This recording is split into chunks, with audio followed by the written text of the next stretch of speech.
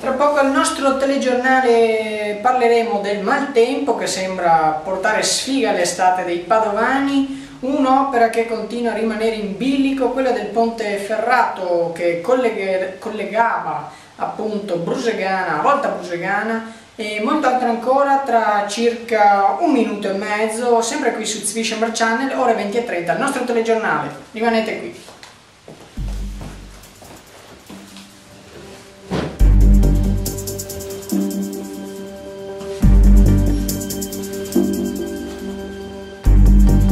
Questo programma è presentato da... Indovinate dove sono? Lo scoprirete nella prossima puntata.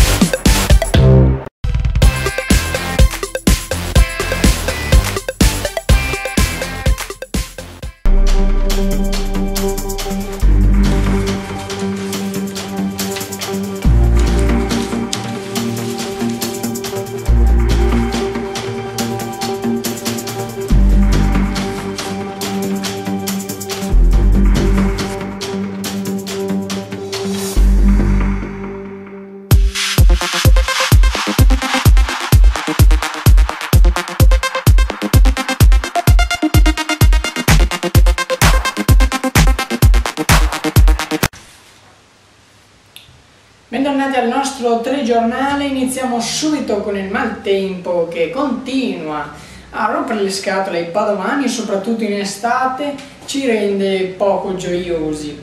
Proprio del maltempo volevamo parlare in un altro senso, perché quando piove, come abbiamo promesso nella scorsa edizione, succedono cose strane, ovvero si ingrossano a dismisura i fossati e si allagano strade che non dovrebbero allagarsi. Noi siamo andati a cercare di scoprire il motivo di questi allagamenti insignificati.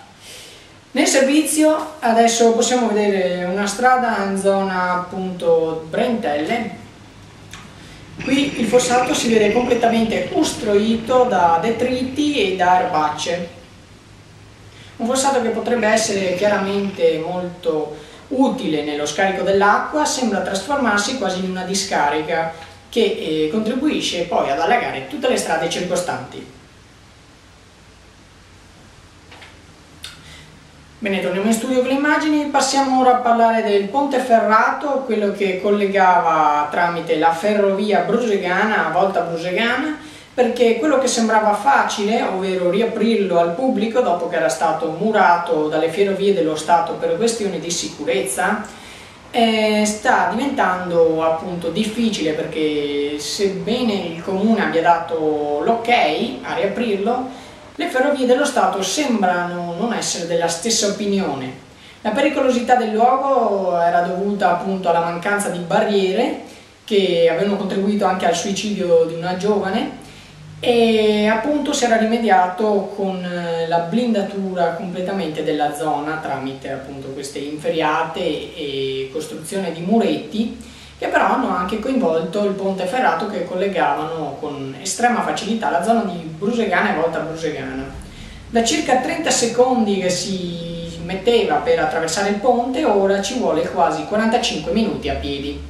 La faccenda sembra profilarsi per le lunghe.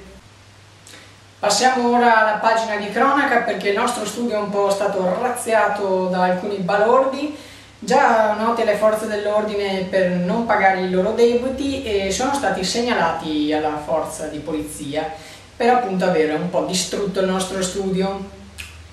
Andiamo avanti, perché la prossima settimana parte la nuova serie di On the Road 2, con la solita biciclettata lunghissima. Il servizio.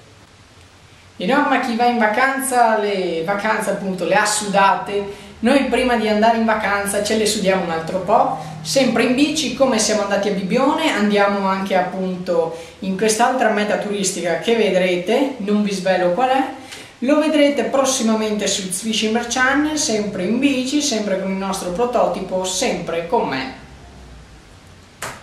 Bene, con questo io ho concluso, vi lascio appunto alla prossima puntata di quelli del TG, la seconda, e la prossima settimana non andremo in onda perché appunto stiamo girando i nuovi episodi di On the Road 2, prossimamente On the Road 2 vi porta in Australia, prossimamente, cioè martedì prossimo, come sarebbe presupposto che ci fosse il telegiornale, invece ci saranno 2 episodi di quelli del TG, uno a nostra fascia e l'altro nella fascia normale.